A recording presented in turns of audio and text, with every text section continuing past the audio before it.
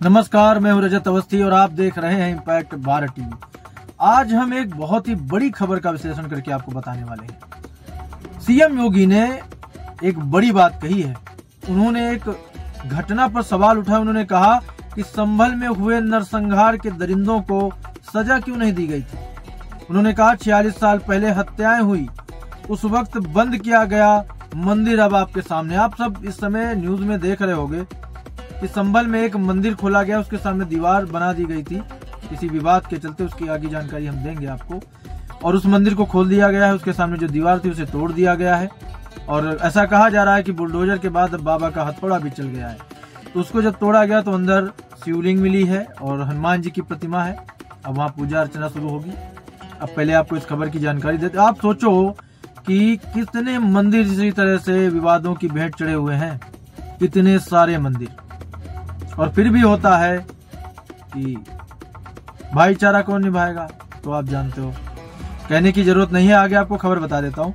संभल में 46 साल से बंद पड़े शिव मंदिर को शनिवार को डीएमएसपी ने खुलवा दिया। मंदिर के पास रात से ही फोर्स तैनात है। यहाँ सुबह पूजा हुई। इधर सीएम योगी आदित्यनाथ ने लखनऊ में बड़ी बात कही। उन्होंने कहा, कल संसद में संविधान पर चर्चा चल रही थी, लेकिन मुद्दा संभल का उठ रहा था। इन्हीं के साथ में 46 साल पहले जो मंदिर बंद कर दिया गया था वो सामने आ गया।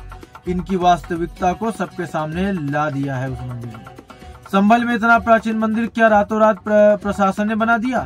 क्या वहाँ बजरंगबली की इतनी प्राचीन मूर्ति रातों रात आ गई? क्या वहाँ शिवलिंग निकल आया? क्या ये आस्था नहीं थी? उन्होंने कहा कि उन दरिंदों को आज तक सजा क्यों नहीं दी गई जिन्होंने 46 वर्ष पहले संभल में नरसंहार किया था, और उसके बाद इस पर चर्चा क्यों नहीं होती है?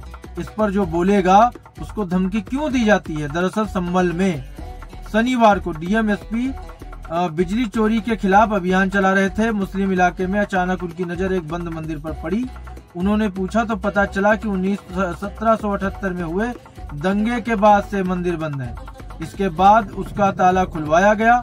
मंदिर के आसपास मुस्लिम समुदाय ने जो अतिक्रमण कर रखा था उसे भी हटा दिया गया। अब आप सोचो, जहां पर इस विशेष समुदाय की बहुल्यता होती है, मेजॉरिटी होती है, वहां पर स्थितियां कैसी रही हैं। मंदिरों पर ताले लगा दिए गए हैं, पड़े हैं बंद। उस समय की सरकार ने ध्यान नहीं दिया। इस समय की देती है तो उसे एक धर्म विशेष से जोड़ दिया जाता है कि वो तो केवल हिंदुओं की सरकार है। जो गलत हुआ है अगर उसे सही किया जा रहा है तो भी लोगों को परेशानी हो ही जाती है। आपको आगे बता देते हैं अब एक एक अपडेट कि कैसे क्या हुआ। शनिवार को संभल में डीएम राजेंद्र पेंसिया यहाँ बिजली चोरी की शिकायत पर पहुंचे। उन्होंने बताया कि इस इलाके में बिजली चोरी ज्यादा होती है। टीम यहाँ आती नहीं थी। शनिवार को हम आए तो एक मंदिर देखा, बंद मंदिर को खुलवाया। ये जिस समाज का है उसे सौंप देंगे। मंदिर के 3 तरफ अतिक्रमण है, सिर्फ एक तरफ खाली था। स्थानीय लोगों ने दावा किया कि मंदिर 400-500 साल पुराना है। मंदिर के पास ही एक कुआं भी मिला, इस पर रैप बना दिया गया था। इसका अतिक्रमण हटवाया तो कुएं की बनावट वहां पर मिली। उसके बाद ये मंदिर खग्गूसराय में बना है। ये जामा मस्जिद से मात्र 1.5 किलोमीटर दूर है। वही जामा मस्जिद जहां पर पत्थरबाजी हुई थी, जहां पर टीम सर्वे करने गई थी, उस पर हमला हुआ था। उसके बाद पुलिस पर गोली चलाई गई, पुलिस की गाड़ियां जलाई गई और अशांति फैलाने की कोशिश से ज्यादा बढ़ करके कर ही दी गई अशांति वहां पर। तो आप सुन रहे होंगे, बड़े लोग बोल रहे हैं, संभल का मुद्दा उठा रहे हैं जोरों शोरों से। लेकिन अब ये मुद्दा कौन उठाएगा, ये मुझे देखना है। कौन सा न्यूज चैनल उठाएगा और कौन सा नेता उठाएगा इस विषय को, ये मुझे देखना। सीएम योगी ने तो उठा दिया। तो उन्होंने कहा कि 1.5 किलोमीटर जामा मस्जिद से दूर है, जहां पिछले दिनों हुई हिंसा में 4 युवकों की जान भी गई है। इलाका मुस्लिम बहुल है। मंदिर से सपा सांसद जियाउर रहमान वर्ग का घर 200 मीटर दूर है। केवल कितना? 200 मीटर दूर है। ये मंदिर 70 गज में बना है और मेन सड़क से करीब 500 मीटर अंदर गली में है। कुआं मंदिर के गेट से 10 कदम की दूरी पर है। कुआं जो है वो मंदिर से केवल 10 कदम की दूरी पर बना हुआ है। संजय गुप्ता पोली ने बताया कि 1978 के दंगों में 100 से ज्यादा लोगों को मारा गया था। लोग डर गए, जिसके चलते यहाँ से लोगों ने पलायन कर लिया था और उन्होंने पलायन कर लिया था। मंदिर रह गया था, फिर पुजारी ने भी डर की वजह से यहाँ पर आना बंद कर दिया। अब प्रशासन मंदिर के ताले प्रशासन ने अब खुलवा दिए हैं। पूर्व निवासी मुकेश कुमार ने बताया कि हम खग्गू सराय में रहते थे। यहाँ 15-20 मकान थे। 150 से 250 हिंदू लोग यहाँ रहते थे। काफी जगह थी जहाँ मंदिर की जगह 250 गज से ज्यादा होगी। अब तो मंदिर सिर्फ 15-20 गज का ही बचा है। इसको भी बनाया जाना चाहिए। एक कुआं भी था। अब सुबह शाम वहाँ पर पूजा पाठ भी करेंगे। अब आप सोचो कितना मकान की जगह इन्होंने बताई है। इन्होंने बताया कि जो मकान की जगह थी 250 गज से ज्यादा थी। अब क्या है, 15-20 गज ही उस मकान की जगह बची है। बाकी जगह कहाँ गई? भाईचारे की भेंट चढ़ गई बाकी जगह, है ना। पूर्व निवासी विष्णु शरण रस्तोगी ने बताया 1978 में नखासा में नरसंहार हुआ था। मामा बनवारी लाल सहित 20 से 25 लोगों को टायर से बांधकर जिंदा जला दिया था। इसके बाद हिंदू समुदाय के लाठंग यहाँ से पलायन कर गए थे। अब ये मंदिर खुल गया है। प्रशासन ने बहुत अच्छा काम किया। टायर से बांधकर जलाना भी तो भाईचारा ही है। आप देख रहे हो ना बांग्लादेश में कैसे जला रहे हैं लोगों को, बहन बेटियों को उठा रहे हैं। ये सब भाईचारा ही है। क्योंकि नेता बहुत आर्ग्यू करते हैं ना, भाईचारा बना के रखो, क्योंकि केवल हिंदुओं की जिम्मेदारी है भाईचारा निभाने की, बनाने की। नरेंद्र गोयल ने बताया कि मेरा बचपन खग्गू सराय में ही गुजरा है। मैंने यहाँ 1978 से पहले खूब पूजा की थी। सोमवार को यहाँ पर कीर्तन भी होता था। उस समय हिंदू मुस्लिम का झगड़ा हुआ था। हिंदुओं के घरों में पेट्रोल डालकर आग लगा दी गई थी। ये वहीं के लोग बता रहे हैं। इनका नाम है नरेंद्र गोयल, वहीं के निवासी। तो ये एक भाईचारे की और कहानी बता रहे हैं कि घरों को पेट्रोल डालकर जला दिया गया था। आप सब ध्यान से सुनिएगा। आज की ये जो खबर बहुत इंपॉर्टेंट है। स्थानीय निवासी और हिंदू सभा के संरक्षक विष्णु शरण रस्तोगी ने बताया, संबल में 1978 में हुए दंगों में दुकान जल गई थी। तब सरकार ने 200 रुपए मुआवजा दिया था। जनता पार्टी की सरकार थी। राम नरेश यादव मुख्यमंत्री थे और डॉक्टर शफीकुर रहमान बर्ग विधायक थे। हमने शांति समिति की बैठक में कई बार मंदिर खोलने की बात की, लेकिन सपा सरकार में किसी अफसर ने ध्यान नहीं दिया। रस्तोगी ने बताया कि अब मोदी योगी की सरकार में हमारी बात को सुना जा रहा है।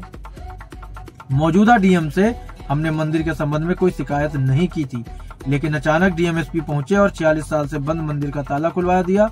डीएम ने आश्वासन भी दिया है कि आपको सुरक्षा भी मुहैया कराई जाएगी। अब जब बिना शिकायत के मसलों का हल होगा तो पब्लिक का भरोसा तो सरकार के प्रति बढ़ेगा ना। रात भर मंदिर की साफ सफाई और रंगाई पुताई का काम चला। मंदिर के सामने की एक दीवार को तोड़ा गया है, जिससे मंदिर का गेट एकदम खुला हो जाए, किसी को आने जाने में दिक्कत ना हो। मंदिर पर 5 सीसीटीवी कैमरे भी लगा दिए गए हैं। 4 मंदिर के बाहर और 1 मंदिर के अंदर कैमरे प्रशासन ने लगवाए हैं। वहीं आज सुबह हनुमान मंदिर में आरती भी की गई है। सुबह मंदिर में बड़ी संख्या में भक्त पहुंचे। लोगों का कहना है अब रोज पूजा पाठ और आरती वहां पर करेंगे। तो सीएम योगी ने आदित्यनाथ ने कहा कि संसद में जो संविधान पर तो चर्चा हुई, लेकिन जो संविधान के नाम पर इस तरह की घटनाएं हुई हैं संभल में, तो उन्होंने कहा कि भाई ये मंदिर प्रकट कैसे हो गया। उन्होंने कहा ये मंदिर कैसे प्रकट हो गया, इसके बारे में कौन जानकारी देगा, इसके बारे में बात कौन करेगा। देखो, अखिलेश यादव ने खुलकर कहा कि खासकर मुस्लिम समुदाय के लोगों को दोयम दर्जे का बनाया जा रहा है। उनकी बात सुनी नहीं जा रही है। कैसी बातें हैं ये। वहीं प्रियंका गांधी ने अपना पहला जो भाषण दिया सदन में, सबकी बात की उन्होंने, लेकिन हिंदुओं की नहीं की। यहूदियों की कर ली, ईसाइयों की कर ली, क्रिश्चियन की कर ली, लेकिन हिंदुओं की बात नहीं की। क्या है ये आपकी राजनीति। देखो, सबसे बड़ी चीज है कि यहाँ पर पब्लिक, जनता बदलाव चाहती है, बदलाव लाती है, करके ही रहती है। वो देख रही है कि हो क्या रहा है। राजनीति के नाम पर केवल हिंदुओं को ही दबाना तो उचित नहीं। मैं ये नहीं कहता कि कोई ऐसा वैसा कुछ होने लगे, लेकिन क्या अपने हक के लिए कोई कोर्ट भी नहीं जा सकता है? ये तो शांति वाला रास्ता है ना, कि अगर उन्हें लगता है कि यहाँ की जांच होनी चाहिए, कुछ गलत हुआ, तो कम से कम कोर्ट जाकर के वो अपने मसले को रख सके और वहां पर कोर्ट उनकी बात सुन सके। एक तरफ वक्फ बोर्ड को इतनी इजाजत है, किसी के घर पे भी दावा कर सकता है वो, ये भी कांग्रेस ने उसको अधिकार दिया। और एक तरफ हिंदुओं को इतना भी अधिकार नहीं है कि वो जाकर के एक पिटीशन फाइल कर सके कोर्ट में। क्या ये चीजें जायज लगती हैं इन नेताओं को? उसके बाद भी केवल राजनीति में बस उन्हीं का नाम लेकर के राजनीति होती। हिंदुओं की बात करेगा कौन फिर? जब धर्म के नाम पे देश बट गया, उसके बाद यहाँ भी हिंदुओं को दिक्कत होगी तो जाएंगे कहाँ यहाँ से हिंदू? बांग्लादेश की मुस्लिम महिला प्रधानमंत्री खुद को बचाने के लिए अपने मुस्लिम बाहुल्य देश से हिंदू बाहुल्य देश में भारत में आती है, शरण लेती है, क्या ये हिंदुओं की सहिष्णुता का सबसे बड़ा उदाहरण नहीं हो सकता? क्या इसके बाद भी किसी उदाहरण की जरूरत है? क्या इसके बाद भी हिंदुओं पे उंगली उठाने की जरूरत दिखती है? कहीं गुंजाइश दिखती है क्या? लेकिन जब एजेंडा हो कि हमें सिलेक्टिव राजनीति करनी है तो कोई कुछ भी बोलेगा, लेकिन जनता सब देख रही है और सुन रही है। किसी की किसी भी अनर्गल बात का किसी पे कोई असर पड़ने वाला है नहीं। भारत अब बदल चुका है, बहुत आगे बढ़ चुका है। दर्शकों, आज की बड़ी खबर यहीं तक। अब हमारी मुलाकात आपसे होगी जल्द एक और बड़ी खबर के साथ। तब तक आप देखते रहिए इम्पैक्ट भारत टीवी पर भी इम्पैक्ट भारत टीवी ले लीजिए जिन्होंने अभी तक नहीं लिया, और यूट्यूब चैनल पर और बाकी सोशल मीडिया प्लेटफॉर्म पर चैनल को सब्सक्राइब और फॉलो कर लीजिए, ताकि हर खबर मेरे जितने भी अपडेट हो और शोज हो आपको देखने को मिले, और आप सब ऐसे ही सहयोग करते रहे हमारा। तो देखते रहिए इम्पैक्ट भारत टीवी।